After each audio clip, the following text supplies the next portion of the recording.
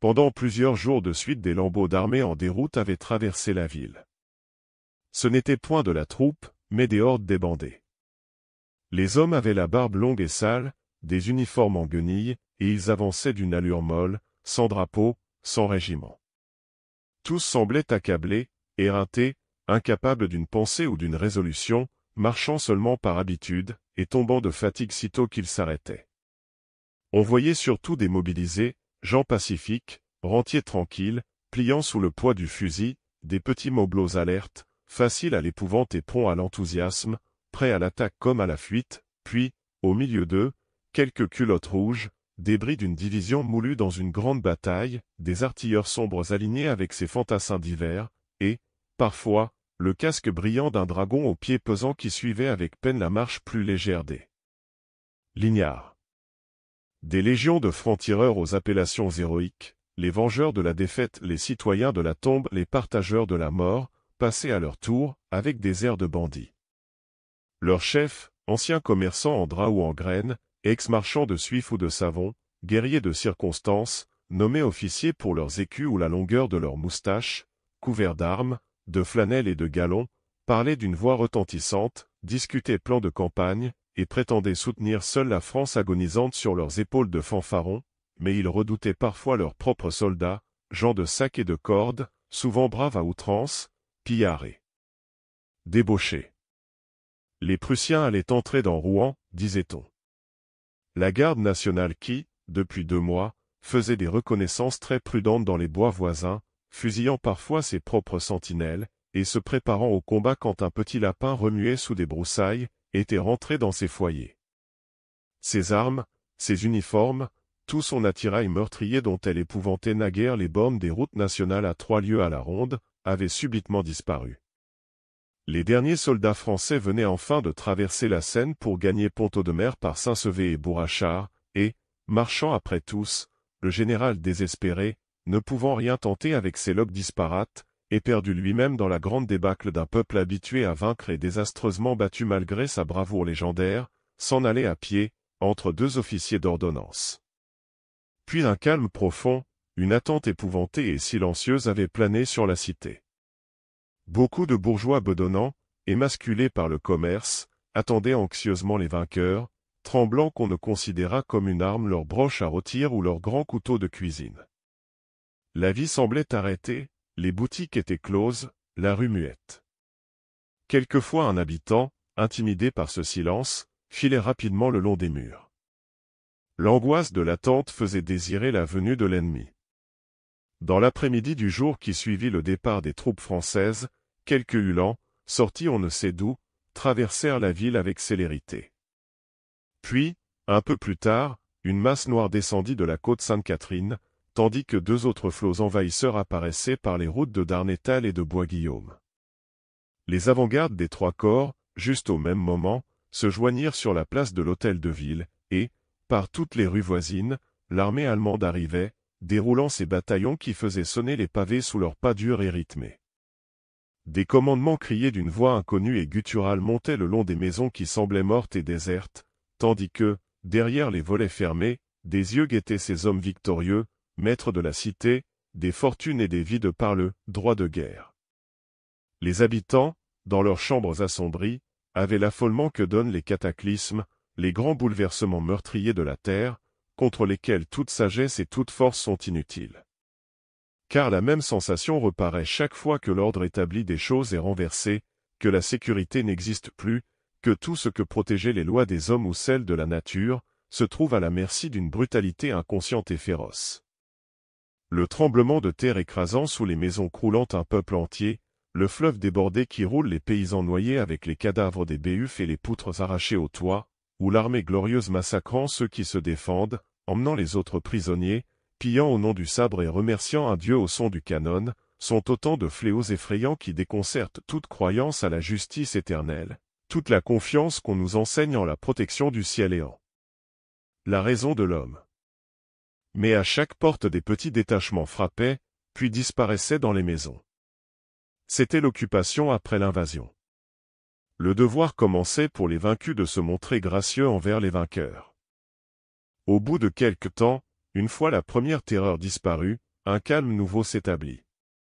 Dans beaucoup de familles, l'officier prussien mangeait à table. Il était parfois bien élevé, et, par politesse, plaignait la France, disait sa répugnance en prenant part à cette guerre. On lui était reconnaissant de ce sentiment, puis on pouvait, un jour ou l'autre, avoir besoin de sa protection. En le ménageant, on obtiendrait peut-être quelques hommes de moins à nourrir. Et pourquoi blesser quelqu'un dont on dépendait tout à fait? Agir ainsi serait moins de la bravoure que de la témérité. Et la témérité n'est plus un défaut des bourgeois de Rouen, comme autant des défenses héroïques où s'illustra leur cité. On se disait enfin, raison suprême tirée de l'urbanité française, qu'il demeurait bien permis d'être poli dans son intérieur pourvu qu'on ne se montrât pas familier en public, avec le soldat étranger. Au dehors on ne se connaissait plus, mais dans la maison on causait volontiers, et l'Allemand demeurait plus longtemps, chaque soir, à se chauffer au foyer commun. La ville même reprenait peu à peu de son aspect ordinaire. Les Français ne sortaient guère encore, mais les soldats prussiens grouillaient dans les rues. Du reste, les officiers de hussards bleus, qui traînaient avec arrogance leurs grands outils de mort sur le pavé, ne semblaient pas avoir pour les simples citoyens énormément plus de mépris que les officiers de chasseurs, qui, l'année d'avant, buvaient au même café. Il y avait cependant quelque chose dans l'air, quelque chose de subtil et d'inconnu, une atmosphère étrangère intolérable, comme une odeur répandue, l'odeur de l'invasion. Elle emplissait les demeures et les places publiques, changeait le goût des aliments, donnait l'impression d'être en voyage, très loin, chez des tribus barbares et dangereuses. Les vainqueurs exigeaient de l'argent, beaucoup d'argent. Les habitants payaient toujours, ils étaient riches d'ailleurs. Mais plus un négociant normand devient opulent et plus il souffre de tout sacrifice, de toute parcelle de sa fortune qu'il voit passer aux mains d'un autre. Cependant, à 2 ou 3 lieues sous la ville, en suivant le cours de la rivière, vers Croisset, Diepédale ou Biessart, les mariniers et les pêcheurs ramenaient souvent du fond de l'eau quelques cadavres d'Allemands gonflés dans son uniforme, tués d'un coup de couteau ou de savate, la tête écrasée par une pierre, ou jetés à l'eau d'une poussée du haut d'un pont. Les vases du fleuve ensevelissaient ces vengeances obscures, sauvages et légitimes, héroïsmes inconnus, attaques muettes, plus périlleuses que les batailles au grand jour et sans le retentissement de la gloire. Car la haine de l'étranger arme toujours quelques intrépides prêts à mourir pour une idée. Enfin, comme les envahisseurs, bien qu'assujettissant la ville à leur inflexible discipline, n'avaient accompli aucune des horreurs que la renommée leur faisait commettre tout le long de leur marche triomphale, on s'enhardit, et le besoin du négoce travailla de nouveau le cœur des commerçants du pays. Quelques-uns avaient de gros intérêts engagés au Havre que l'armée française occupait, et ils voulurent tenter de gagner ce port en allant par terre à Dieppe où ils s'embarqueraient. On employa l'influence des officiers allemands dont on avait fait la connaissance, et une autorisation de départ fut obtenue du général en chef. Donc, une grande diligence à 4 chevaux ayant été retenue pour ce voyage, et 10 personnes s'étant fait inscrire chez le voiturier, on résolut de partir un mardi matin, avant le jour, pour éviter tout rassemblement. Depuis quelque temps déjà la gelée avait durci la terre, et le lundi, vers 3 heures, de gros nuages noirs venant du nord apportèrent la neige qui tomba sans interruption pendant toute la soirée et toute la nuit. À 4h30 du matin, les voyageurs se réunirent dans la cour de l'hôtel de Normandie, où l'on devait monter en voiture. Ils étaient encore pleins de sommeil, et grelottaient de froid sous leur couverture. On se voyait mal dans l'obscurité, et l'entassement des lourds vêtements d'hiver faisait ressembler tous ces corps à des curés obèses avec leurs longues soutanes. Mais 2 hommes se reconnurent, un troisième les aborda, ils causèrent, « J'emmène ma femme », dit l'un. « J'en fais autant. »« Et moi aussi. » Le premier ajouta, « Nous ne reviendrons pas à Rouen, et si les Prussiens approchent du Havre nous gagnerons l'Angleterre. » Tous avaient les mêmes projets, étant de complexion semblable. Cependant on n'attelait pas la voiture. Une petite lanterne, que portait un valet d'écurie, sortait de temps à autre d'une porte obscure pour disparaître immédiatement dans une autre. Des pieds de chevaux frappaient la terre, amortis par le fumier des litières, et une voix d'homme parlant aux bêtes et jurant s'entendait au fond du bâtiment. Un léger murmure de grelots annonça qu'on maniait les harnais. Ce murmure devint bientôt un frémissement clair et continu, rythmé par le mouvement de l'animal, s'arrêtant parfois, puis reprenant dans une brusque secousse qu'accompagnait le bruit mat d'un sabot ferré battant le sol. La porte subitement se ferma. Tout bruit cessa. Les bourgeois, gelés, s'étaient tus, ils demeuraient immobiles et roidis. Un rideau de flocons blancs ininterrompu miroitait sans cesse en descendant vers la terre, il effaçait les formes, poudrait les choses d'une mousse de glace, et l'on n'entendait plus, dans le grand silence de la ville calme et ensevelie sous l'hiver, que ce froissement vague, innommable et flottant de la neige qui tombe, plutôt sensation que bruit, entremêlement d'atomes légers qui semblaient emplir l'espace, couvrir le monde. L'homme reparut, avec sa lanterne, tirant au bout d'une corde un cheval triste qui ne venait pas volontiers. Il le plaça contre le timon, attacha les traits, tourna longtemps autour pour assurer les harnais, car il ne pouvait se servir que d'une main, l'autre portant sa lumière. Comme il allait chercher la seconde bête, il remarqua tous ces voyageurs immobiles, déjà blancs de neige, et leur dit « Pourquoi ne montez-vous pas dans la voiture? Vous serez à l'abri, au moins. » Ils n'y avaient pas songé, sans doute, et ils se précipitèrent. Les trois hommes installèrent leurs femmes dans le fond, montèrent ensuite, puis les autres formes indécises et voilées prirent à leur tour les dernières places sans échanger une parole. Le plancher était couvert de paille où les pieds s'enfoncèrent. Les dames du fond, ayant apporté des petites chaufferettes en cuivre avec un charbon chimique, allumèrent ces appareils, et, pendant quelque temps, à voix basse, elles en énumérèrent les avantages, se répétant des choses qu'elles savaient déjà depuis longtemps. Enfin, la diligence étant attelée avec 6 chevaux au lieu de 4 à cause du tirage plus pénible, une voix du dehors demanda « Tout le monde est-il monté ?» Une voix du dedans répondit « Oui. » On partit. La voiture avançait lentement, lentement, à tout petits pas. Les roues s'enfonçaient dans la neige, le coffre entier gênait avec des craquements sourds, les bêtes glissaient, soufflaient, fumaient, et le fouet gigantesque du cocher claquait sans repos, voltigeait de tous les côtés, se nouant et se déroulant comme un serpent mince, et cinglant brusquement quelques croupes rebondies qui se tendaient alors sous un effort pluviol. Mais le jour imperceptiblement grandissait. Ces flocons légers qu'un voyageur, rouennais pur sang, avait comparés à une pluie de coton, ne tombaient plus. Une lueur sale filtrait à travers de gros nuages obscurs et lourds qui rendaient plus éclatante la blancheur de la campagne où apparaissait tantôt une ligne de grands arbres vêtus de givre, tantôt une chaumière avec un capuchon de neige. Dans la voiture on se regardait curieusement, à la triste clarté de cette aurore. Tout au fond, aux meilleures places, sommeillaient, en face l'un de l'autre, M et Madame Loiseau, des marchands de vin en gros de la rue Grand-Pont. Ancien commis d'un patron ruiné dans les affaires, Loiseau avait acheté le fonds et fait fortune. Il vendait à très bon marché de très mauvais vins aux petits débitants des campagnes, et passait parmi ses connaissances et ses amis pour un fripon madré, un vrai Normand plein de ruse et de jovialité. Sa réputation de filou était si bien établie, qu'un soir, à la préfecture, M. Tournel, auteur de fables et de chansons, esprit mordant et fin, une gloire locale, ayant proposé aux dames qu'il voyait un peu somnolentes de faire une partie de « l'oiseau vole », le mot lui-même vola à travers les salons du préfet, puis, gagnant ceux de la ville, avait fait rire pendant un mois toutes les mâchoires de la province. L'oiseau était en outre célèbre par ses farces de toute nature, ses plaisanteries bonnes ou mauvaises, et personne ne pouvait parler de lui sans ajouter immédiatement « il est impayable, ce l'oiseau ». De taille exiguë, il présentait un ventre en ballon surmonté d'une face rougeaude entre deux favoris grisonnants. Sa femme, grande, forte, résolue, avec la voix haute et la décision rapide, était l'ordre et l'arithmétique de la maison de commerce qu'il animait par son activité joyeuse. À côté d'eux se tenait, plus digne, appartenant à une caste supérieure, M. Carré-Lamadon, homme considérable, posé dans les cotons, propriétaire de 3 filatures, officier de la Légion d'honneur et membre du Conseil général.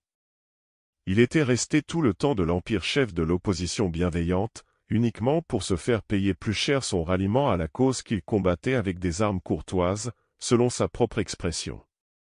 Madame Carré-Lamadon, beaucoup plus jeune que son mari, demeurait la consolation des officiers de bonne famille envoyés à Rouen en garnison. Elle faisait vis-à-vis à son époux, toute petite, toute mignonne, toute jolie, pelotonnée dans ses fourrures, et regardait d'un œil navré l'intérieur lamentable de la voiture.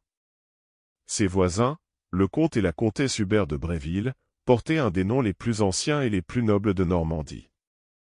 Le comte, vieux gentilhomme de grande tournure, s'efforçait d'accentuer, par les artifices de sa toilette, sa ressemblance naturelle avec le roi Henri IV, qui, suivant une légende glorieuse pour la famille, avait rendu grosse une dame de Bréville, dont le mari, pour ce fait, était devenu comte et gouverneur de province. Collègue de M. Carré-Lamadon au Conseil général, le comte Hubert représentait le parti orléaniste dans le département. L'histoire de son mariage avec la fille d'un petit armateur de Nantes était toujours demeurée mystérieuse. Mais comme la comtesse avait grand air, recevait mieux que personne, passait même pour avoir été aimée par un des fils de Louis-Philippe, toute la noblesse lui faisait fête, et son salon demeurait le premier du pays, le seul où se conserva la vieille galanterie, et dont l'entrée fut difficile. La fortune des Bréville, tout en biens-fonds, atteignait, disait-on, 500 000 livres de revenus. Ces 6 personnes formaient le fond de la voiture, le côté de la société rentée, sereine et forte, des honnêtes gens autorisés qui ont de la religion et des principes. Par un hasard étrange, toutes les femmes se trouvaient sur le même banc, et la comtesse avait encore pour voisine 2 bonnes sœurs qui égrenaient de longs chapelets en marmottant des patères et des avés. L'une était vieille avec une face défoncée par la petite vérole comme si elle eût reçu à bout portant une bordée de mitraille en pleine figure. L'autre, très chétive, avait une tête jolie et maladive sur une poitrine de phthisique rongée par cette foi dévorante qui fait les martyrs et les illuminés. En face des 2 religieuses, un homme et une femme attiraient les regards de tous. L'homme, bien connu, était Cornudet le Démoc, la terreur des gens respectables. Depuis 20 ans il trempait sa barbe rousse dans les bocs de tous les cafés démocratiques. Il avait mangé avec les frères et amis une assez belle fortune qu'il tenait de son père, ancien confiseur, et il attendait impatiemment la République pour obtenir enfin la place méritée par tant de consommations révolutionnaires. Au 4 septembre, par suite d'une farce peut-être, il s'était cru nommé préfet, mais quand il voulut entrer en fonction, les garçons de bureau, demeurés seuls maîtres de la place, refusèrent de le reconnaître, ce qui le contraignit à la retraite. Fort bon garçon du reste, inoffensif et serviable, il s'était occupé avec une ardeur incomparable d'organiser la défense. Il avait fait creuser des trous dans les plaines, coucher tous les jeunes arbres des forêts voisines, semer des pièges sur toutes les routes, et, à l'approche de l'ennemi, satisfait de ses préparatifs, il s'était vivement replié vers la ville. Il pensait maintenant se rendre plus utile au Havre, où de nouveaux retranchements allaient être nécessaires. La femme, une de celles appelées galantes, était célèbre par son embonpoint précoce qui lui avait valu le surnom de boule de suif. Petite, ronde de partout, grâce à l'art, avec des doigts bouffis, étranglés aux phalanges, pareils à des chapelets de courtes saucisses, avec une peau luisante et tendue, une gorge énorme qui saillait sous sa robe, elle restait cependant appétissante et courue, tant sa fraîcheur faisait plaisir à voir. Sa figure était une pomme rouge, un bouton de pivoine prêt à fleurir, et là-dedans s'ouvraient, en haut, 2 yeux noirs magnifiques, ombragés de grands cils épais qui mettaient une ombre dedans, en bas, une bouche charmante, étroite, humide pour le baiser, meublée de quenottes luisantes et microscopiques. Elle était de plus, disait-on, pleine de qualités inappréciables. Aussitôt qu'elle fut reconnue, des chuchotements coururent parmi les femmes honnêtes, et les mots de « prostituée », de « honte publique » furent chuchotés si haut qu'elle leva la tête. Alors elle promena sur ses voisins un regard tellement provoquant et hardi qu'un grand silence aussitôt régna, et tout le monde baissa les yeux à l'exception de l'oiseau, qui la guettait d'un air émoustillé. Mais bientôt la conversation reprit entre les 3 dames que la présence de cette fille avait rendues subitement amies, presque intimes. Elle devait faire, leur semblait-il, comme un faisceau de leur dignité d'épouse en face de cette vendue sans vergogne, car l'amour légal le prend toujours de haut avec son libre confrère.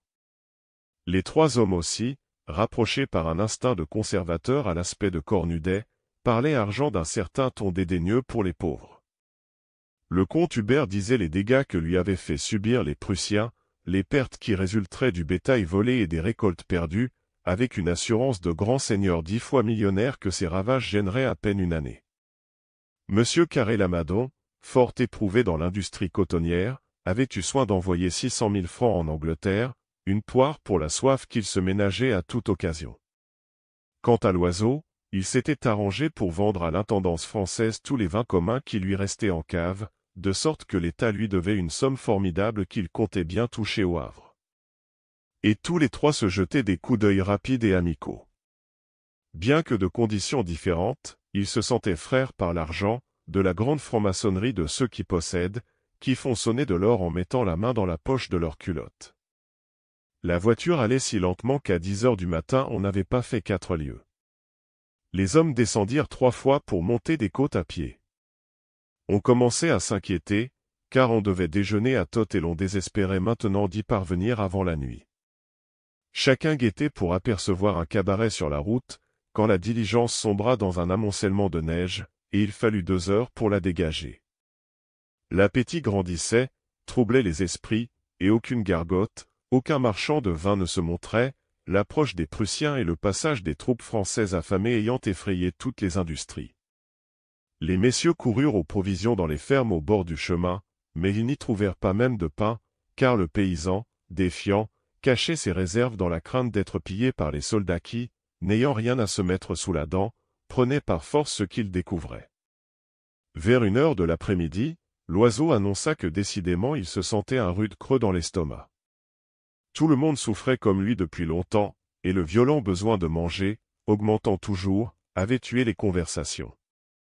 De temps en temps quelqu'un bâillait, un autre presque aussitôt l'imitait, et chacun, à tour de rôle, suivant son caractère, son savoir-vivre et sa position sociale, ouvrait la bouche avec fracas ou modestement en portant vite sa main devant le trou béant d'où sortait une vapeur. Boule de Suif, à plusieurs reprises, se pencha comme si elle cherchait quelque chose sous ses jupons. Elle hésitait une seconde, regardait ses voisins, puis se redressait tranquillement. Les figures étaient pâles et crispées. Loiseau affirma qu'il payerait 1000 francs à Jean Bonneau. Sa femme fit un geste comme pour protester, puis elle se calma. Elle souffrait toujours en entendant parler d'argent gaspillé, et ne comprenait même pas les plaisanteries sur ce sujet. Le fait est que je ne me sens pas bien, dit le comte, comment n'ai-je pas songé à apporter des provisions? Chacun se faisait le même reproche. Cependant Cornudet avait une gourde pleine de rhum, il en offrit, on refusa froidement. Loiseau seul en accepta 2 gouttes, et, lorsqu'il rendit la gourde, il remercia, c'est bon tout de même, ça réchauffe et ça trompe l'appétit. L'alcool le mit en belle humeur et il proposa de faire comme sur le petit navire de la chanson, de manger le plus gras des voyageurs. Cette allusion indirecte à Boule de Suif choqua les gens bien élevés. On ne répondit pas, Cornudet seul eut un sourire. Les 2 bonnes sœurs avaient cessé de marmotter leur rosaire, et, les mains enfoncées dans leurs grandes manches, elles se tenaient immobiles, baissant obstinément les yeux, offrant sans doute au ciel la souffrance qu'il leur envoyait. Enfin, à 3 heures, comme on se trouvait au milieu d'une plaine interminable, sans un seul village en vue, Boule de Suif, se baissant vivement, retira de sous la banquette un large panier couvert d'une serviette blanche. Elle en sortit d'abord une petite assiette de faïence, une fine timbale en argent, puis une vaste terrine dans laquelle 2 poulets entiers, tout découpés, avaient confit sous leur gelée, et l'on apercevait encore dans le panier d'autres bonnes choses enveloppées, des pâtés, des fruits, des friandises, les provisions préparées pour un voyage de 3 jours, afin de ne point toucher à la cuisine des auberges. 4 goulots de bouteilles passaient entre les paquets de nourriture. Elle prit une aile de poulet et, délicatement, se mit à la manger avec un de ces petits pains qu'on appelle « Régence » en Normandie. Tous les regards étaient tendus vers elle. Puis l'odeur se répandit, élargissant les narines, faisant venir aux bouches une salive abondante avec une contraction douloureuse de la mâchoire sous les oreilles. Le mépris des dames pour cette fille devenait féroce, comme une envie de la tuer, ou de la jeter en bas de la voiture, dans la neige, elle, sa timbale, son panier et ses provisions. Mais Loiseau dévorait des yeux la terrine de poulet. Il dit, à la bonne heure, Madame a eu plus de précautions que nous. Il y a des personnes qui savent toujours penser à tout. Elle leva la tête vers lui, si vous en désirez, monsieur. C'est dur de jeûner depuis le matin. Il salua, ma foi, franchement, je ne refuse pas, je n'en peux plus. À la guerre comme à la guerre, n'est-ce pas, madame? Et, jetant un regard circulaire, il ajouta, dans des moments comme celui-ci, on est bien aise de trouver des gens qui vous obligent. Il avait un journal, qu'il étendit pour ne point tacher son pantalon, et sur la pointe d'un couteau toujours logé dans sa poche, il enleva une cuisse toute vernie de gelée, la dépoussa des dents, puis la mâcha avec une satisfaction si évidente qu'il y eut dans la voiture un grand soupir de détresse.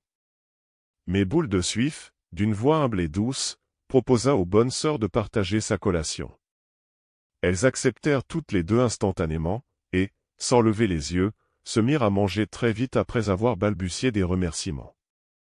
Cornudet ne refusa pas non plus les offres de sa voisine, et l'on forma avec les religieuses une sorte de table en développant des journaux sur les genoux. Les bouches s'ouvraient et se fermaient sans cesse, avalaient, mastiquaient, engloutissaient férocement. L'oiseau, dans son coin, travaillait dur, et, à voix basse, il engageait sa femme à l'imiter. Elle résista longtemps, puis, après une crispation qui lui parcourut les entrailles, elle céda.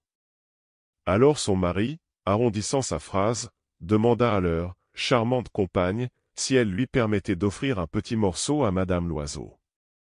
Elle dit « Mais oui, certainement, monsieur », avec un sourire aimable, et tendit la terrine. Un embarras se produisit lorsqu'on eut débouché la première bouteille de Bordeaux, il n'y avait qu'une timbale. On se la passa après l'avoir essuyée. Cornudet seul, par galanterie sans doute, posa ses lèvres à la place humide encore des lèvres de sa voisine. Alors, entouré de gens qui mangeaient, suffoqués par les émanations des nourritures, le comte et la comtesse de Bréville, ainsi que M et Madame Carré-Lamadon souffrirent ce supplice odieux qui a gardé le nom de Tantale. Tout d'un coup la jeune femme du manufacturier poussa un soupir qui fit retourner les têtes, elle était aussi blanche que la neige du dehors, ses yeux se fermèrent, son front tomba, elle avait perdu connaissance. Son mari, affolé, implorait le secours de tout le monde.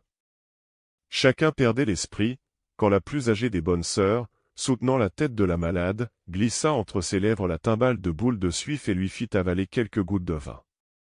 La jolie dame remua, ouvrit les yeux, sourit et déclara d'une voix mourante qu'elle se sentait fort bien maintenant. Mais, afin que cela ne se renouvelât plus, la religieuse la contraignit à boire un plein verre de Bordeaux, et elle ajouta « C'est la fin, pas autre chose ».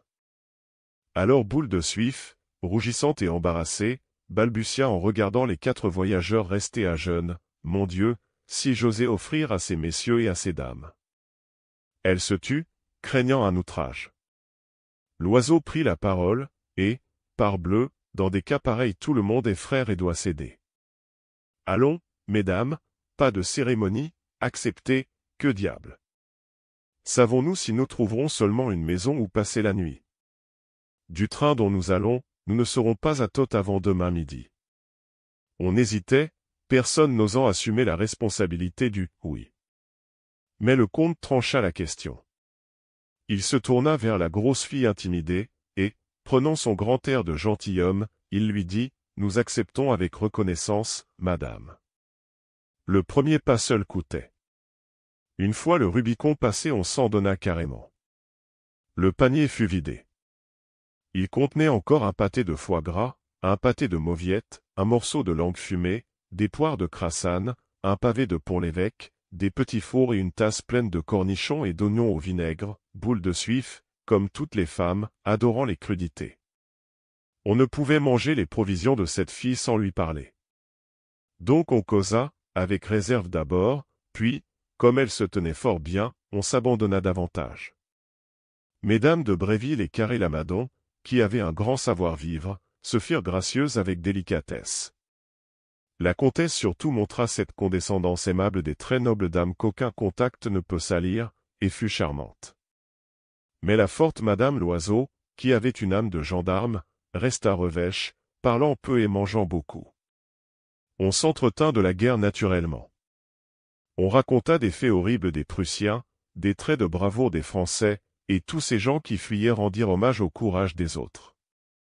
Les histoires personnelles commencèrent bientôt, et Boule de Suif raconta, avec une émotion vraie, avec cette chaleur de parole qu'ont parfois les filles pour exprimer leurs emportements naturels, comment elle avait quitté Rouen. J'ai cru d'abord que je pourrais rester, disait-elle. J'avais ma maison pleine de provisions, et j'aimais mieux nourrir quelques soldats que m'expatrier je ne sais où. Mais quand je les ai vus, Ces Prussiens, ce fut plus fort que moi. Ils m'ont tourné le sang de colère, et j'ai pleuré de honte toute la journée. Oh! Si j'étais un homme, allez!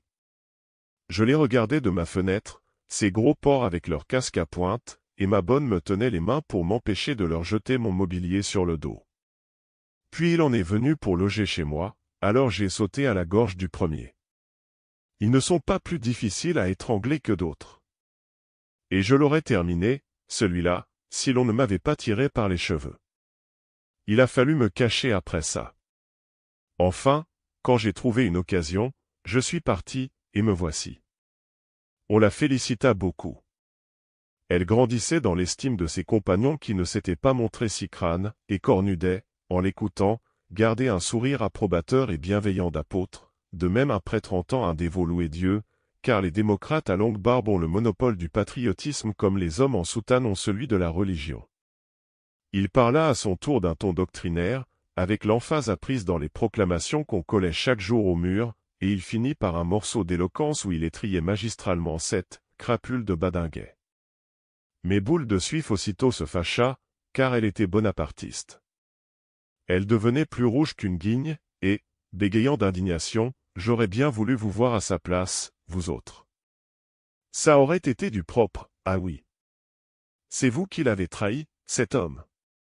On n'aurait plus qu'à quitter la France si l'on était gouverné par des polissons comme vous. » Cornudet, impassible, gardait un sourire dédaigneux et supérieur, mais on sentait que les gros mots allaient arriver quand le comte s'interposa et calma, non sans peine, la fille exaspérée, en proclamant avec autorité que toutes les opinions sincères étaient respectables.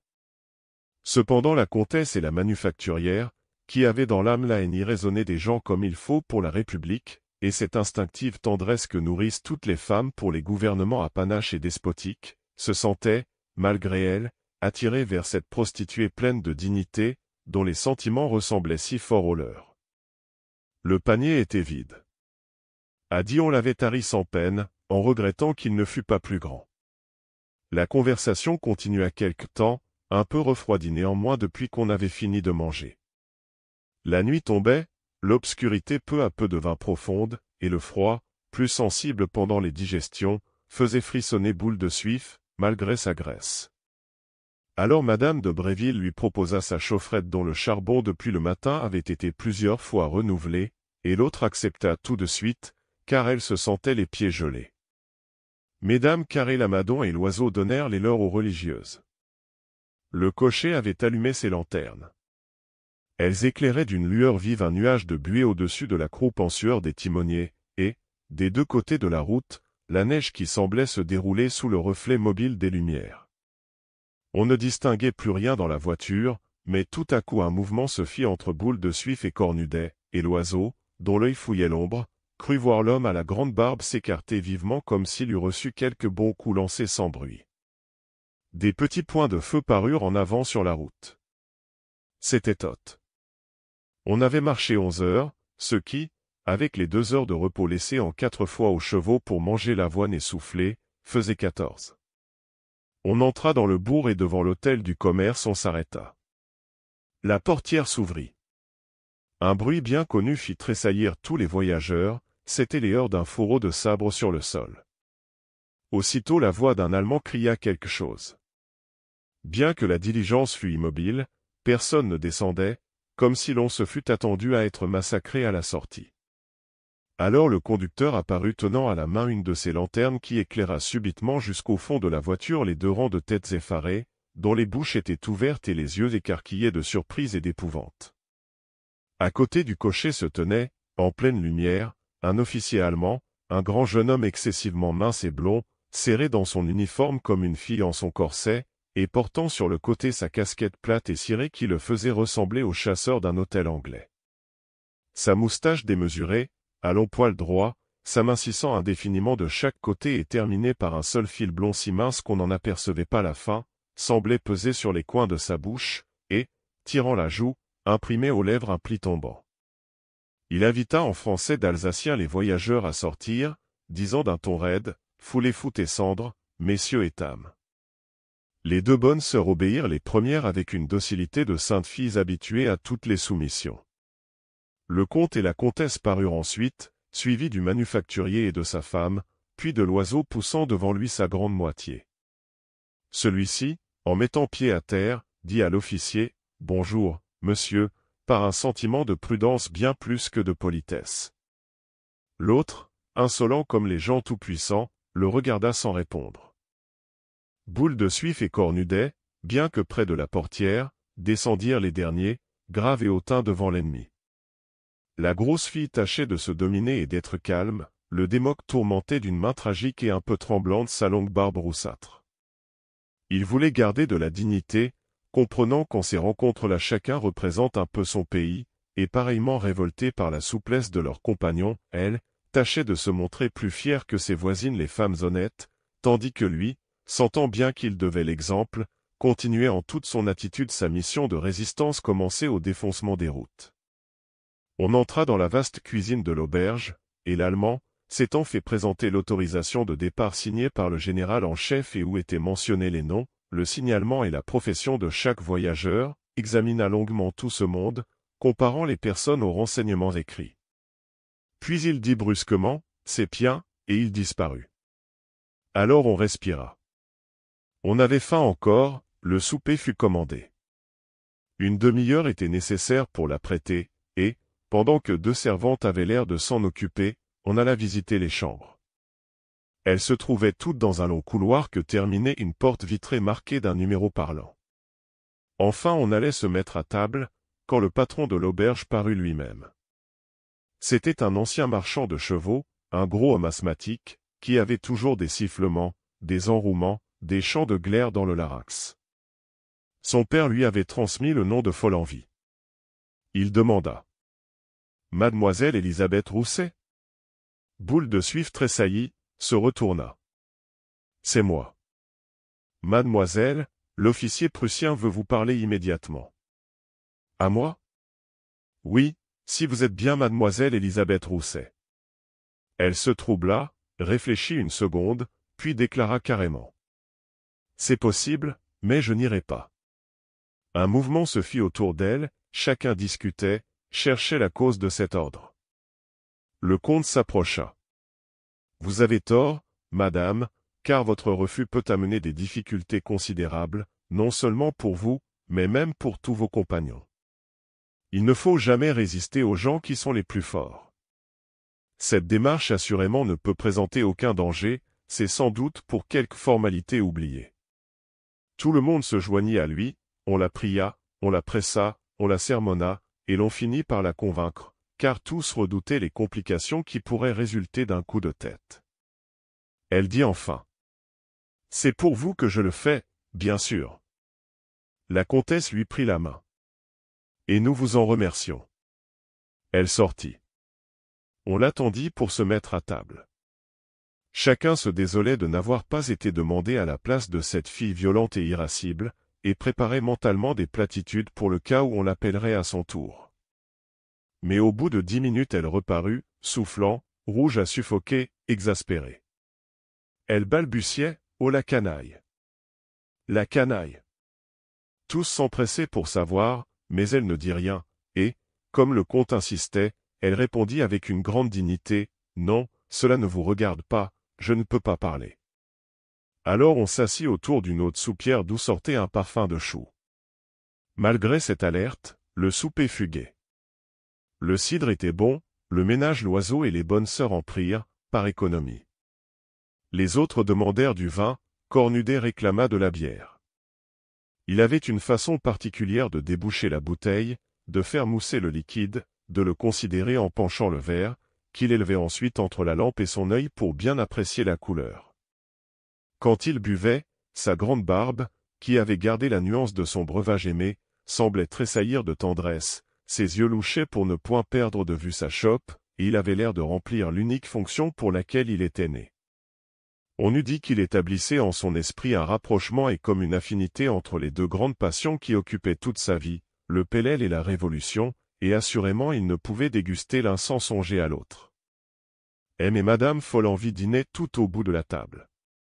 L'homme, râlant comme une locomotive crevée, avait trop de tirage dans la poitrine pour pouvoir parler en mangeant, mais la femme ne se taisait jamais. Elle raconta toutes ses impressions à l'arrivée des Prussiens, ce qu'ils faisaient, ce qu'ils disaient, les exécrant d'abord parce qu'ils lui coûtaient de l'argent, et, ensuite, parce qu'elle avait 2 fils à l'armée. Elle s'adressait surtout à la comtesse, flattée de causer avec une dame de qualité. Puis elle baissait la voix pour dire les choses délicates, et son mari, de temps en temps, l'interrompait. « Tu ferais mieux de te taire, Madame Follenvie. » Mais elle n'en tenait aucun compte, et continuait. « Oui, madame, ces gens-là, ça ne fait que manger des pommes de terre et du cochon, et puis du cochon et des pommes de terre. Et il ne faut pas croire qu'ils sont propres. Oh non. Ils ordurent partout, sauf le respect que je vous dois. Et si vous les voyez faire l'exercice pendant des heures et des jours, ils sont là tous dans un champ, et marchent en avant, et marchent en arrière, et tournent par-ci, et tournent par-là. S'ils cultivaient la terre au moins, ou s'ils travaillaient aux routes dans leur pays. Mais non, madame, ces militaires, ça n'est profitable à personne. Faut-il que le pauvre peuple les nourrisse pour n'apprendre rien qu'à massacrer? Je ne suis qu'une vieille femme sans éducation, c'est vrai, mais en les voyant qui s'esquintent le tempérament à piétiner du matin au soir, je me dis, quand il y a des gens qui font tant de découvertes pour être utiles, faut-il que d'autres se donnent tant de mal pour être nuisibles? Vraiment, n'est-ce pas une abomination de tuer des gens, qu'ils soient prussiens, ou bien anglais, ou bien polonais, ou bien français? Si l'on se revenge sur quelqu'un qui vous a fait tort, c'est mal, puisqu'on vous condamne, mais quand on extermine nos garçons comme du gibier, avec des fusils, c'est donc bien, puisqu'on donne des décorations à celui qui en détruit le plus. Non, voyez-vous, je ne comprendrai jamais ça. Cornudet éleva la voix. La guerre est une barbarie quand on attaque un voisin paisible, c'est un devoir sacré quand on défend la patrie. La vieille femme baissa la tête. Oui, quand on se défend, c'est autre chose, mais si l'on ne devrait pas plutôt tuer tous les rois qui font ça pour leur plaisir? L'œil de Cornudet s'enflamma. Bravo citoyenne, dit-il. Monsieur Carré-Lamadon réfléchissait profondément. Bien qu'il fût fanatique des illustres capitaines, le bon sens de cette paysanne le faisait songer à l'opulence qu'apporterait dans un pays tant de bras inoccupés et par conséquent ruineux, tant de forces qu'on entretient improductives, si on les employait aux grands travaux industriels qu'il faudra des siècles pour achever. Mais l'oiseau, quittant sa place, alla causer tout bas avec l'aubergiste. Le gros homme riait, toussait, crachait, son énorme ventre sautillait de joie aux plaisanteries de son voisin, et il lui acheta 6 feuillettes de Bordeaux pour le printemps, quand les Prussiens seraient partis. Le souper à peine achevé, comme on était brisé de fatigue, on se coucha. Cependant l'oiseau, qui avait observé les choses, fit mettre au lit son épouse, puis colla tantôt son oreille et tantôt son œil au trou de la serrure, pour tâcher de découvrir ce qu'il appelait les mystères du corridor.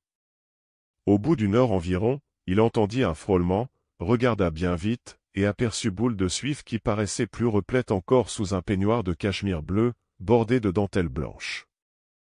Elle tenait un bougeoir à la main et se dirigeait vers le gros numéro tout au fond du couloir. Mais une porte, à côté, s'entr'ouvrit, et, quand elle revint au bout de quelques minutes, Cornudet, en bretelles, la suivait. Ils parlaient bas, puis ils s'arrêtèrent. Boule de Suif semblait défendre l'entrée de sa chambre avec énergie. L'oiseau, malheureusement, n'entendait pas les paroles, mais à la fin, comme ils élevaient la voix, il put en saisir quelques-unes. Cornudet insistait avec vivacité. Il disait: « Voyons, vous êtes bête, qu'est-ce que ça vous fait ?» Elle avait l'air indignée et répondit: « Non, mon cher, il y a des moments où ces choses-là ne se font pas, et puis, ici, ce serait une honte. » Il ne comprenait point, sans doute, et demanda pourquoi. Alors elle s'emporta, élevant encore le ton. « Pourquoi? Vous ne comprenez pas pourquoi? Quand il y a des Prussiens dans la maison, dans la chambre à côté peut-être. » Il se tut.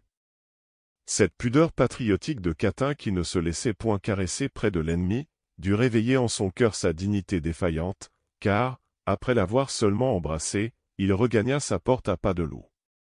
L'oiseau, très allumé, quitta la serrure, battit un entrechat dans sa chambre, mit son madras, souleva le drap sous lequel gisait la dure carcasse de sa compagne qu'il réveilla d'un baiser en murmurant « M'aimes-tu, chérie ?» Alors toute la maison devint silencieuse. Mais bientôt s'éleva quelque part, dans une direction indéterminée qui pouvait être la cave aussi bien que le grenier, un ronflement puissant, monotone, régulier, un bruit sourd et prolongé, avec des tremblements de chaudière sous pression. Monsieur Follenvie dormait.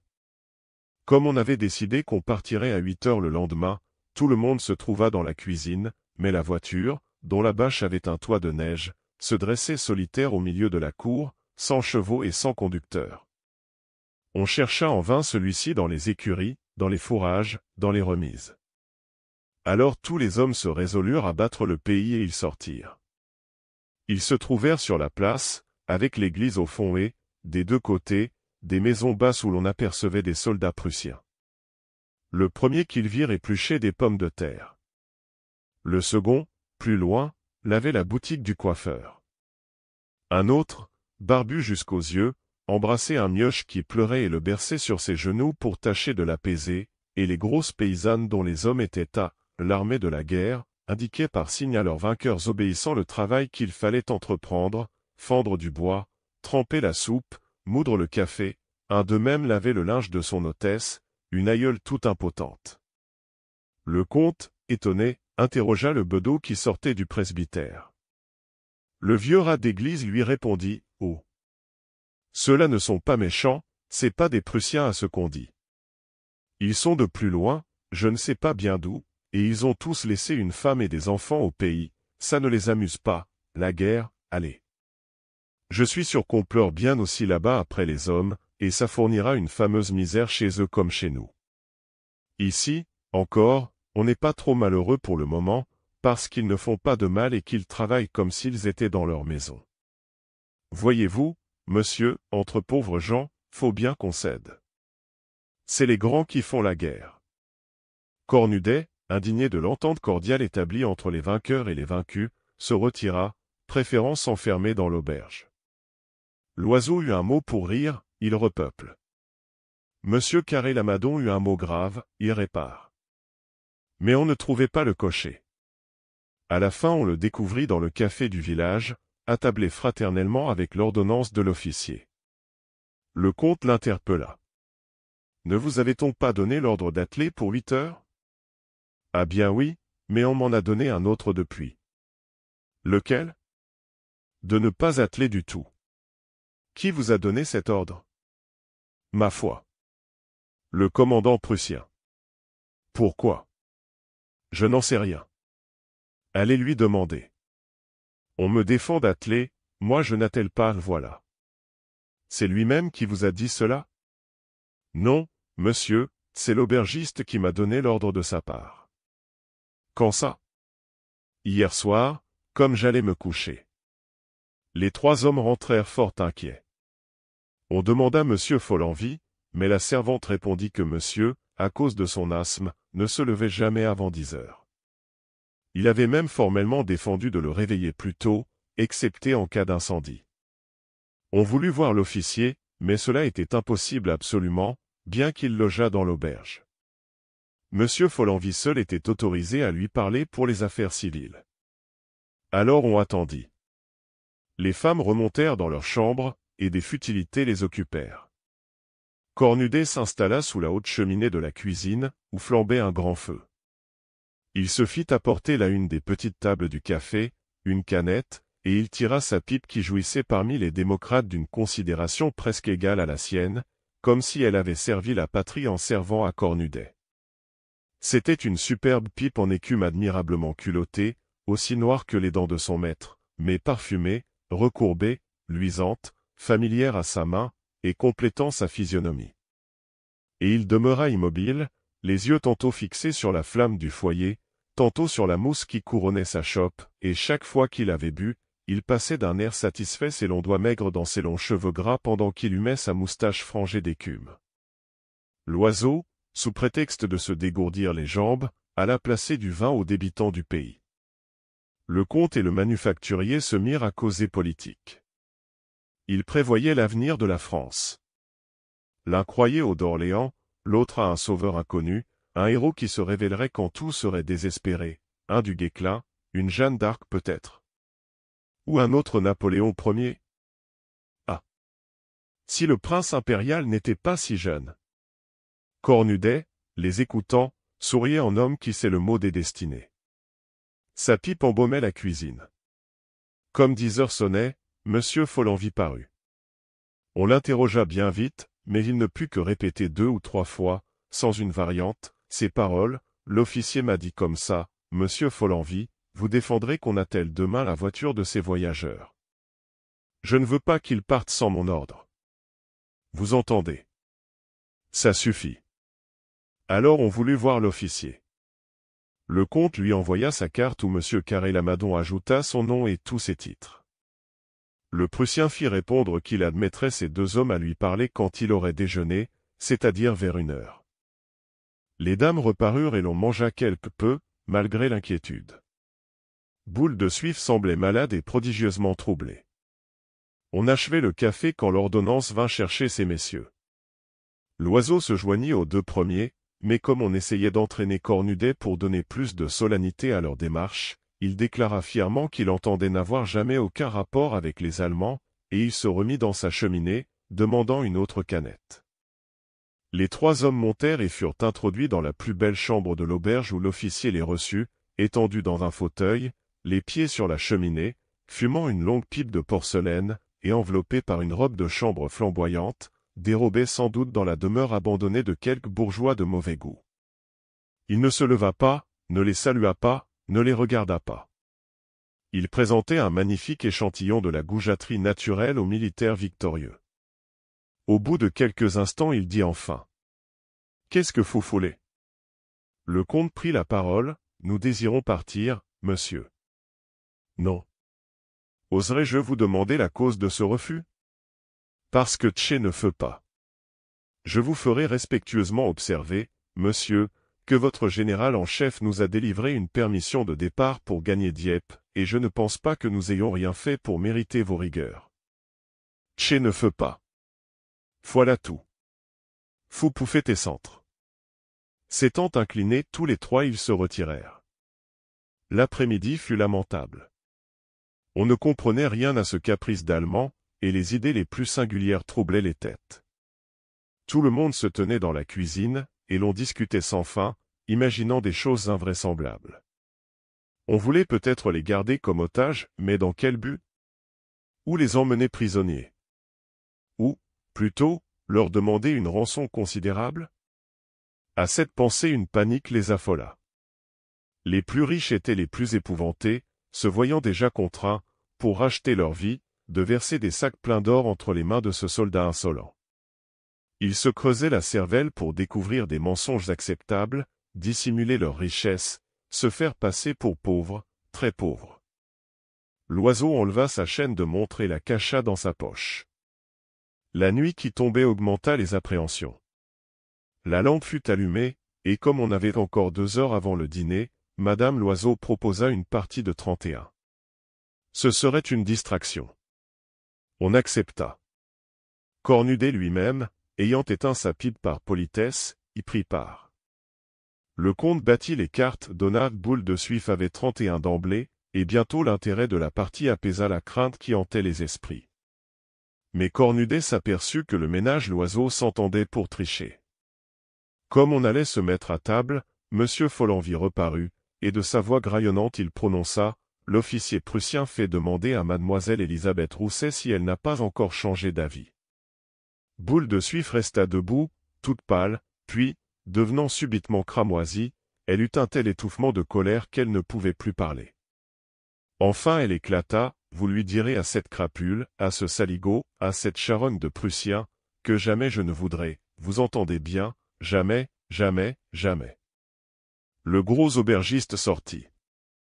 Alors Boule de Suif fut entouré, interrogé, sollicité par tout le monde de dévoiler le mystère de sa visite.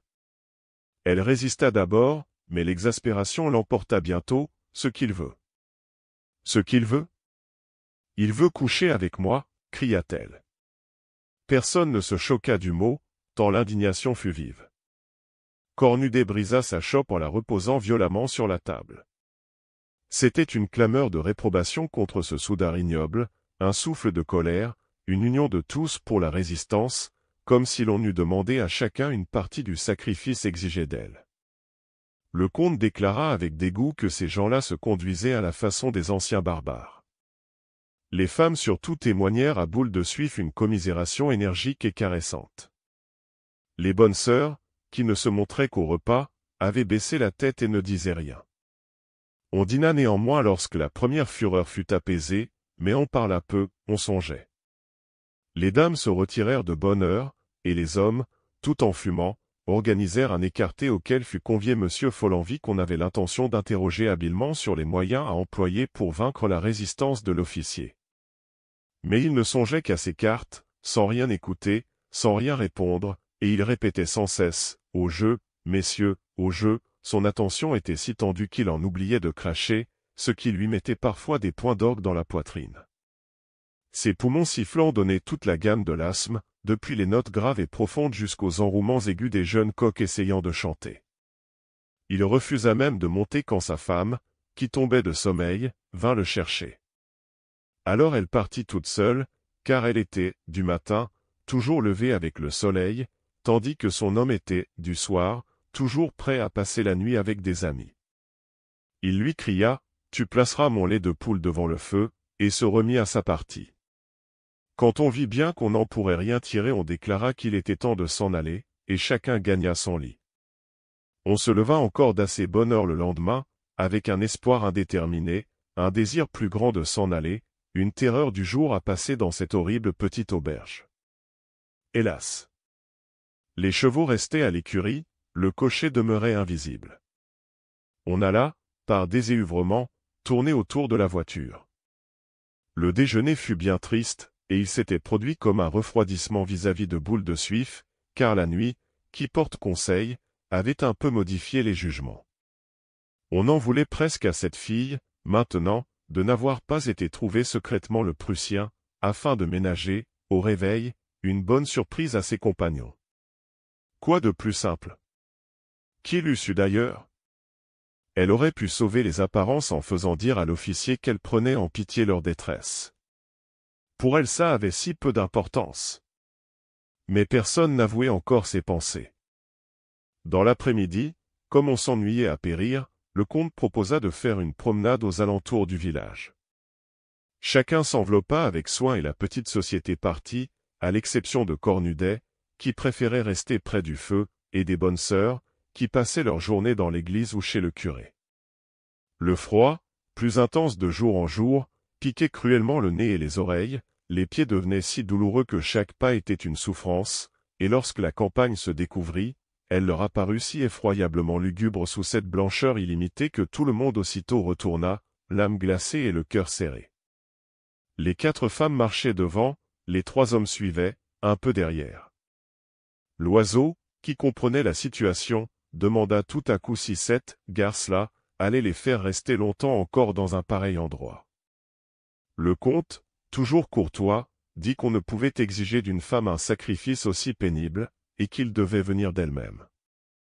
Monsieur Carré-Lamadon remarqua que si les Français faisaient, comme il en était question, un retour offensif par Dieppe, la rencontre ne pourrait avoir lieu qu'à Toth. Cette réflexion rendit les 2 autres soucieux.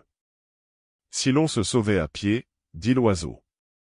Le comte haussa les épaules, songez-vous, dans cette neige. Avec nos femmes?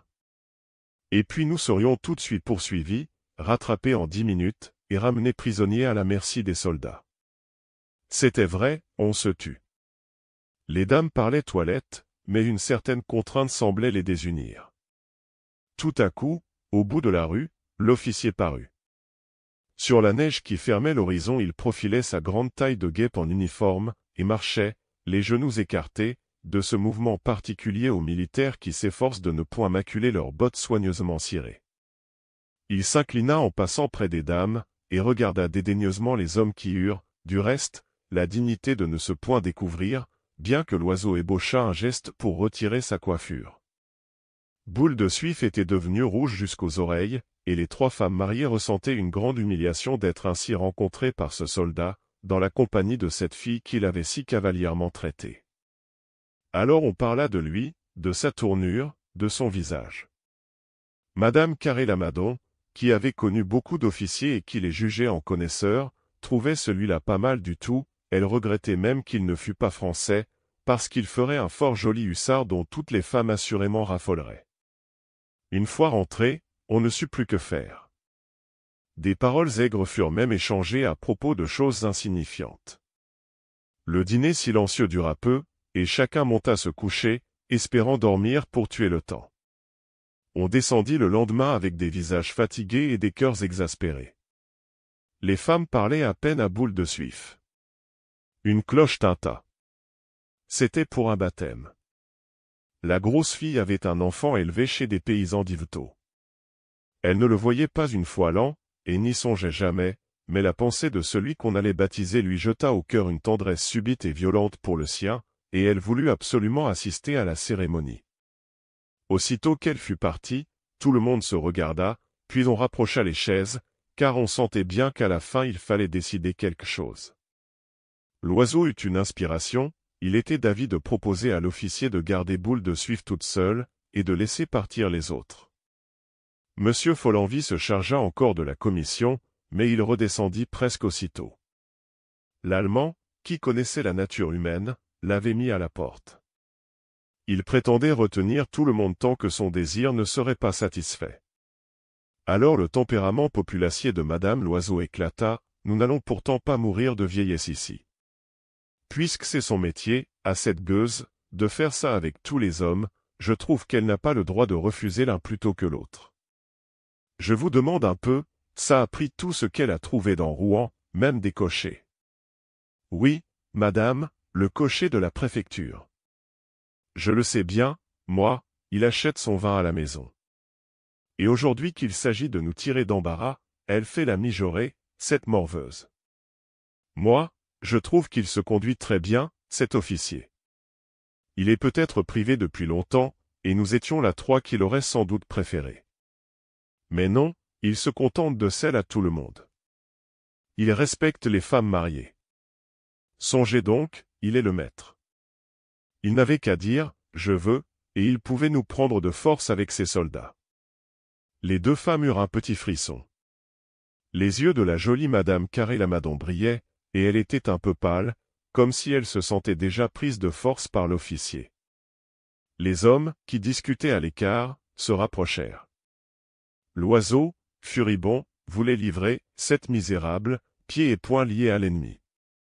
Mais le comte, issu de 3 générations d'ambassadeurs, et doué d'un physique de diplomate, était partisan de l'habileté, il faudrait la décider, dit-il. Alors on conspira. Les femmes se serrèrent, le ton de la voix fut baissé, et la discussion devint générale, chacun donnant son avis. C'était fort convenable du reste. Ces dames surtout trouvaient des délicatesses de tournure, des subtilités d'expression charmantes, pour dire les choses les plus scabreuses. Un étranger n'aurait rien compris tant les précautions du langage étaient observées. Mais la légère tranche de pudeur dont est bardée toute femme du monde ne recouvrant que la surface, elle s'épanouissait dans cette aventure polissonne, s'amusait follement au fond, se sentant dans leur élément, tripotant de l'amour avec la sensualité d'un cuisinier gourmand qui prépare le souper d'un autre. La gaieté revenait d'elle-même, tant l'histoire leur semblait drôle à la fin. Le comte trouva des plaisanteries un peu risquées, mais si bien dites qu'elles faisaient sourire. À son tour Loiseau lâcha quelques grivoiseries plus raides dont on ne se blessa point, et la pensée brutalement exprimée par sa femme dominait tous les esprits, puisque c'est son métier à cette fille, pourquoi refuserait-elle celui-là plus qu'un autre? La gentille Madame Carré-Lamadon semblait même penser qu'à sa place elle refuserait celui-là moins qu'un autre. On prépara longuement le blocus, comme pour une forteresse investie. Chacun convint du rôle qu'il jouerait, des arguments dont il s'appuierait, des manœuvres qu'il devrait exécuter. On régla le plan des attaques, les ruses à employer, et les surprises de l'assaut, pour forcer cette citadelle vivante à recevoir l'ennemi dans la place. Cornudet cependant restait à l'écart, complètement étranger à cette affaire. Une attention si profonde tendait les esprits, qu'on n'entendit point rentrer Boule de Suif. Mais le comte souffla un léger « chut » qui fit relever tous les yeux. Elle était là. On se tut brusquement, et un certain embarras empêcha d'abord de lui parler. La comtesse, plus assouplie que les autres aux duplicités des salons, l'interrogea, était-ce amusant, ce baptême? La grosse fille, encore émue, raconta tout, et les figures, et les attitudes, et l'aspect même de l'église. Elle ajouta, c'est si bon de prier quelquefois. Cependant, jusqu'au déjeuner, ces dames se contentèrent d'être aimables avec elle, pour augmenter sa confiance et sa docilité à leurs conseils.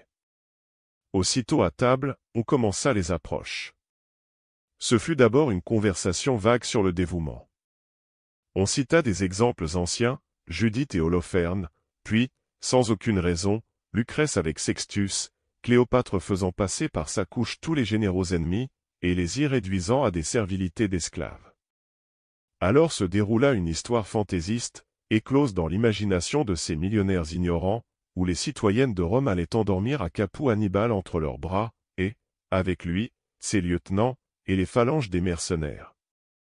On cita toutes les femmes qui ont arrêté des conquérants, fait de leur corps un champ de bataille, un moyen de dominer, une arme, qui ont vaincu par leurs caresses héroïques des êtres hideux ou détestés, et sacrifié leur chasteté à la vengeance et au dévouement.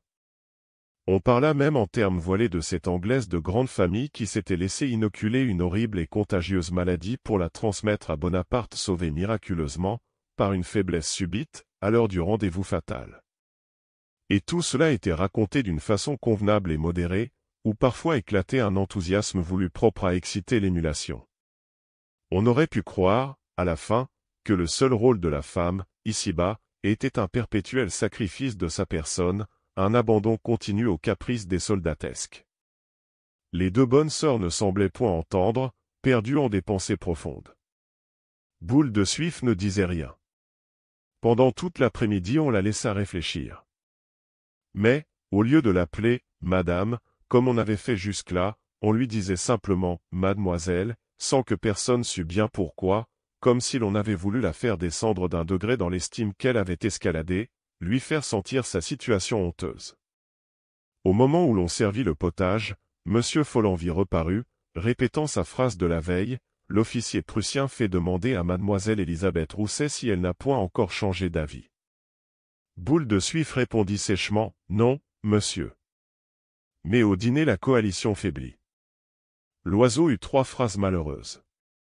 Chacun se battait les flancs pour découvrir des exemples nouveaux et ne trouvait rien, quand la comtesse, sans préméditation peut-être, éprouvant un vague besoin de rendre hommage à la religion, interrogea la plus âgée des bonnes sœurs sur les grands faits de la vie des saints. Or beaucoup avaient commis des actes qui seraient des crimes à nos yeux, mais l'Église absout sans peine ces forfaits quand ils sont accomplis pour la gloire de Dieu, ou pour le bien du prochain. C'était un argument puissant, la comtesse en profita. Alors, soit par une de ces ententes tacites, de ces complaisances voilées, ou avec celle quiconque porte un habit ecclésiastique, soit simplement par l'effet d'une inintelligence heureuse, d'une secourable bêtise, la vieille religieuse apporta à la conspiration un formidable appui. On la croyait timide, elle se montra hardie, verbeuse, violente.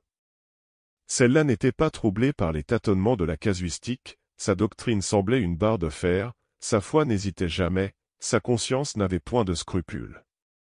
Elle trouvait tout simple le sacrifice d'Abraham, car elle aurait immédiatement tué père et mère sur un ordre venu d'en haut, et rien, à son avis, ne pouvait déplaire au Seigneur quand l'intention était louable. La comtesse, mettant à profit l'autorité sacrée de sa complice inattendue, lui fit faire comme une paraphrase édifiante de cet axiome de morale, la fin justifie les moyens. Elle l'interrogeait. Alors, ma sœur, vous pensez que Dieu accepte toutes les voies, et pardonne le fait quand le motif est pur? Qui pourrait en douter, madame? Une action blâmable en soi devient souvent méritoire par la pensée qui l'inspire. Et elle continuait ainsi, démêlant les volontés de Dieu, prévoyant ses décisions, le faisant s'intéresser à des choses qui, vraiment, ne le regardaient guère. Tout cela était enveloppé, habile, discret. Mais chaque parole de la sainte fille en cornette faisait brèche dans la résistance indignée de la courtisane. Puis, la conversation se détournant un peu, la femme au chapelet pendant parla des maisons de son ordre, de sa supérieure, d'elle-même, et de sa mignonne voisine la chère sœur Saint-Nicéphore. On les avait demandés au Havre pour soigner dans les hôpitaux des centaines de soldats atteints de la petite vérole. Elle les dépeignit, ces misérables, détailla leur maladie. Et tandis qu'elles étaient arrêtées en route par les caprices de ce Prussien, un grand nombre de Français pouvaient mourir qu'elles auraient sauvés peut-être. C'était sa spécialité, à elle, de soigner les militaires. Elle avait été en Crimée, en Italie, en Autriche, et, racontant ses campagnes, elle se révéla tout à coup une de ces religieuses à tambour et à trompette qui semblent faites pour suivre les camps, ramasser des blessés dans les remous des batailles, et, mieux qu'un chef, dompter d'un mot les grands soudards indisciplinés, une vraie bonne sœur Anne Templan dont la figure ravagée, crevée de trous sans nombre, paraissait une image des dévastations de la guerre. Personne ne dit rien après elle, tant les faits semblaient excellents.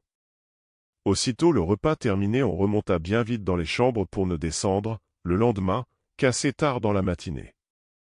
Le déjeuner fut tranquille. On donnait à la graine semée la veille le temps de germer et de pousser ses fruits.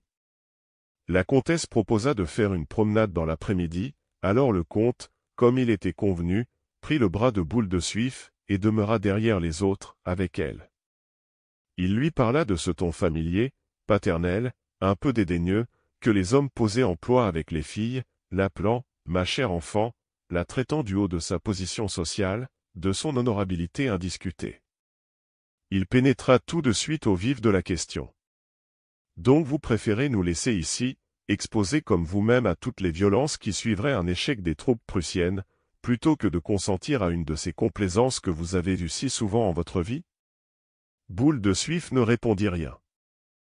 Il la prit par la douceur, par le raisonnement, par les sentiments. Il sut rester, monsieur le comte, tout en se montrant galant quand il le fallut, complimenteur, aimable enfin. Il exalta le service qu'elle leur rendrait, parla de leur reconnaissance, puis soudain, la tutoyant gaiement, « Et tu sais, ma chère, il pourrait se vanter d'avoir goûté d'une jolie fille comme il n'en trouvera pas beaucoup dans son pays. » Boule de Suif ne répondit pas et rejoignit la société. Aussitôt rentrée, elle monta chez elle et ne reparut plus. L'inquiétude était extrême. Que allait-elle faire? Si elle résistait, quel embarras! L'heure du dîner sonna, on l'attendit en vain. Monsieur Follenvie, entrant alors, annonça que mademoiselle Rousset se sentait indisposée, et qu'on pouvait se mettre à table. Tout le monde dressa l'oreille. Le comte s'approcha de l'aubergiste, et, tout bas, « ça y est. » Oui. Par convenance, il ne dit rien à ses compagnons, mais il leur fit seulement un léger signe de la tête.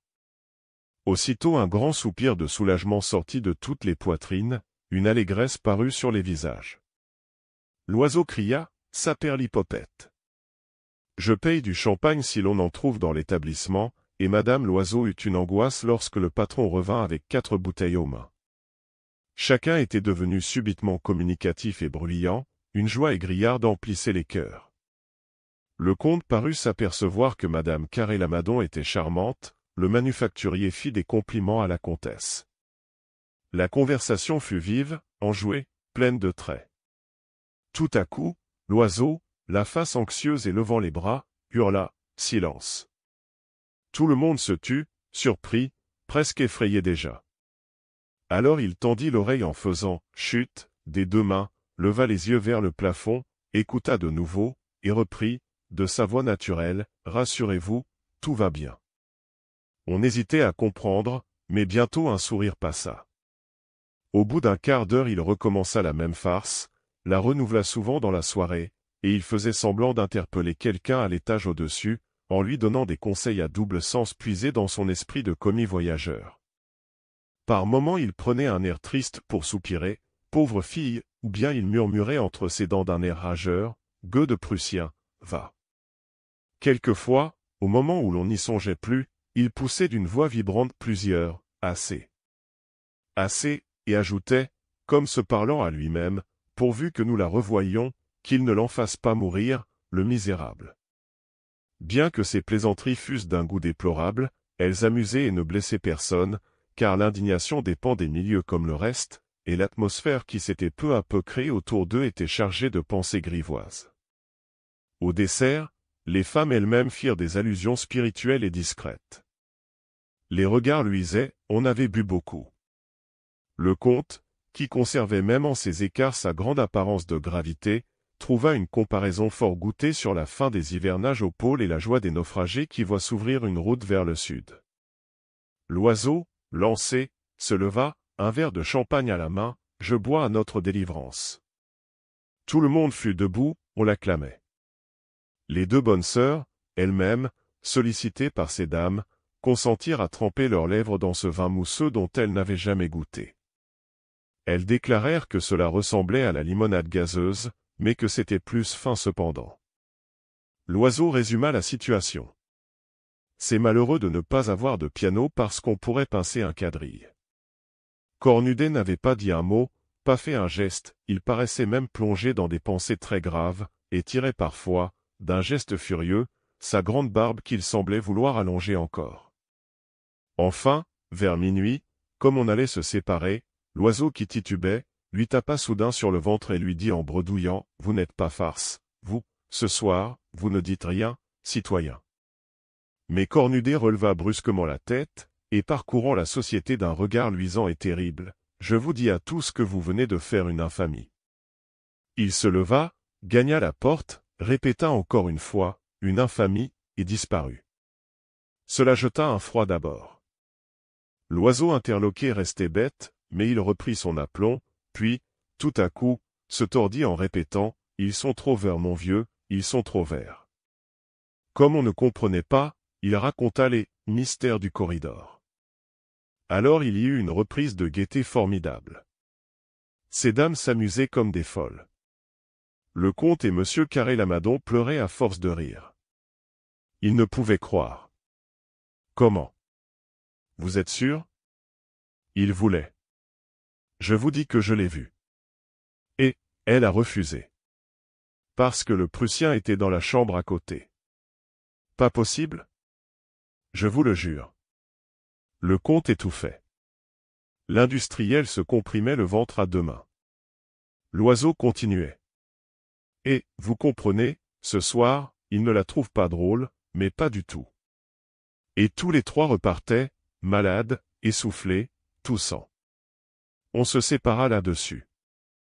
Mais madame Loiseau, qui était de la nature des orties, fit remarquer à son mari, au moment où il se couchait, que, cette chipie, de petite Carré-Lamadon avait ri jaune toute la soirée.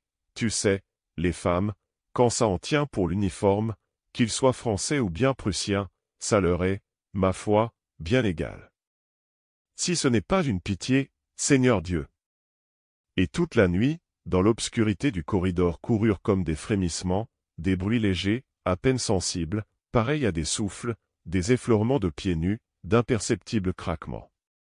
Et l'on ne dormit que très tard, assurément, car des filets de lumière glissèrent longtemps sous les portes. Le champagne a de ces effets-là, il trouble, dit-on, le sommeil. Le lendemain, un clair soleil d'hiver rendait la neige éblouissante. La diligence, attelée enfin, attendait devant la porte, tandis qu'une armée de pigeons blancs, rengorgés dans leurs plumes épaisses, avec un œil rose, taché, au milieu, d'un point noir, se promenaient gravement entre les jambes des 6 chevaux, et cherchaient leur vie dans le crottin fumant qu'ils éparpillaient. Le cocher, enveloppé dans sa peau de mouton, grillait une pipe sur le siège, et tous les voyageurs radieux faisaient rapidement empaqueter des provisions pour le reste du voyage. On n'attendait plus que Boule de Suif. Elle parut. Elle semblait un peu troublée, honteuse, et elle s'avança timidement vers ses compagnons, qui, tous, d'un même mouvement, se détournèrent comme s'ils ne l'avaient pas aperçue. Le comte prit avec dignité le bras de sa femme et l'éloigna de ce contact impur. La grosse fille s'arrêta, stupéfaite, alors, ramassant tout son courage, elle aborda la femme du manufacturier d'un « Bonjour, madame », humblement murmuré. L'autre fit de la tête seule un petit salut impertinent qu'elle accompagna d'un regard de vertu outragée. Tout le monde semblait affairé, et l'on se tenait loin d'elle comme si elle eût apporté une infection dans ses jupes. Puis on se précipita vers la voiture où elle arriva seule, la dernière, et reprit en silence la place qu'elle avait occupée pendant la première partie de la route. On semblait ne pas la voir, ne pas la connaître, mais madame Loiseau, la considérant de loin avec indignation, dit à mi-voix à son mari, « Heureusement que je ne suis pas à côté d'elle. » La lourde voiture s'ébranla, et le voyage recommença. On ne parla point d'abord. Boule de Suif n'osait pas lever les yeux. Elle se sentait en même temps indignée contre tous ses voisins, et humiliée d'avoir cédé, souillée par les baisers de ce Prussien entre les bras duquel on l'avait hypocritement jeté. Mais la comtesse, se tournant vers madame Carré-Lamadon, rompit bientôt ce pénible silence.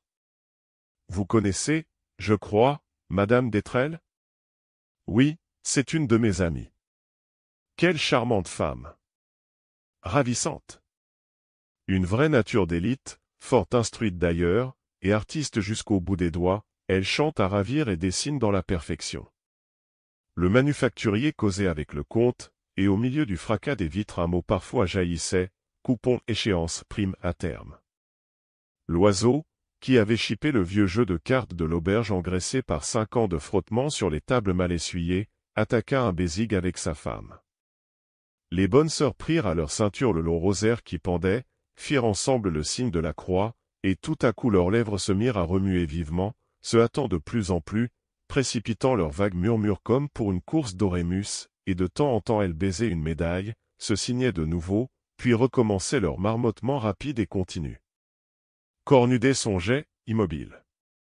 Au bout de 3 heures de route, l'oiseau ramassa ses cartes, « Il fait faim, dit-il. » Alors sa femme atteignit un paquet ficelé d'où elle fit sortir un morceau de veau froid.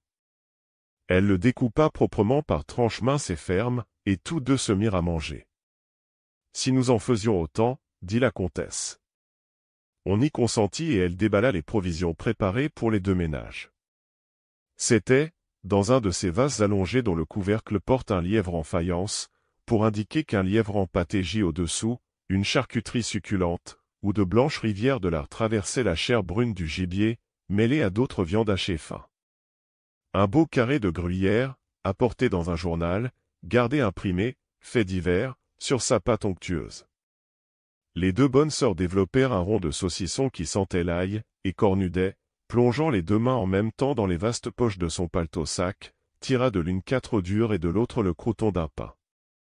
Il détacha la coque, la jeta sous ses pieds dans la paille et se mit à mordre à même les œufs, faisant tomber sur sa vaste barbe des parcelles de jaune clair qui semblaient, là-dedans, des étoiles. Boule de Suif, dans la hâte et l'effarement de son lever, n'avait pu songer à rien, et elle regardait, exaspérée, suffoquant de rage, tous ces gens qui mangeaient placidement.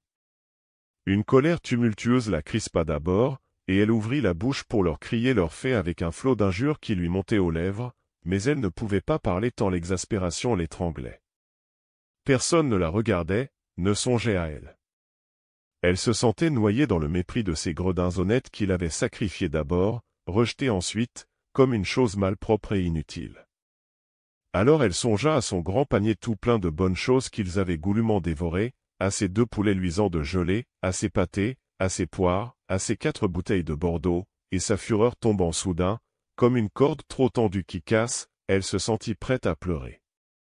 Elle fit des efforts terribles, se raidit, avala ses sanglots comme les enfants, mais les pleurs montaient, luisaient au bord de ses paupières, et bientôt 2 grosses larmes se détachant des yeux roulèrent lentement sur ses joues. D'autres les suivirent plus rapides, coulant comme les gouttes d'eau qui filtrent d'une roche, et tombant régulièrement sur la courbe rebondie de sa poitrine. Elle restait droite, le regard fixe, la face rigide et pâle, espérant qu'on ne la verrait pas. Mais la comtesse s'en aperçut et prévint son mari d'un signe. Il haussa les épaules comme pour dire « Que voulez-vous ? Ce n'est pas ma faute. » Madame Loiseau eut un rire muet de triomphe et murmura « Elle pleure sa honte. » Les 2 bonnes sœurs s'étaient remises à prier après avoir roulé dans un papier le reste de leur saucisson. Alors Cornudet, qui digérait ses œufs, étendit ses longues jambes sous la banquette d'en face, se renversa, croisa ses bras, sourit comme un homme qui vient de trouver une bonne farce, et se mit à siffloter la Marseillaise. Toutes les figures se rembrunirent. Le chant populaire, assurément, ne plaisait point à ses voisins. Ils devinrent nerveux, agacés, et avaient l'air prêts à hurler comme des chiens qui entendent un orgue de barbarie. Il s'en aperçut, ne s'arrêta plus. Parfois même il fredonnait les paroles. Amour sacré de la patrie. Conduit, soutient, nos bras vengeurs. Liberté, liberté chérie. Combat avec tes défenseurs. On fuyait plus vite, la neige étant plus dure, et jusqu'à Dieppe, pendant les longues heures mornes du voyage, à travers les chaos du chemin, par la nuit tombante, puis dans l'obscurité profonde de la voiture, il continua, avec une obstination féroce, son sifflement vengeur et monotone, contraignant les esprits lassés et exaspérés à suivre le chant d'un bout à l'autre, à se rappeler chaque parole qu'ils appliquaient sur chaque mesure. Et Boule de Suif pleurait toujours, et parfois un sanglot qu'elle n'avait pu retenir passait, entre deux couplets, dans les ténèbres. 16 avril 1880.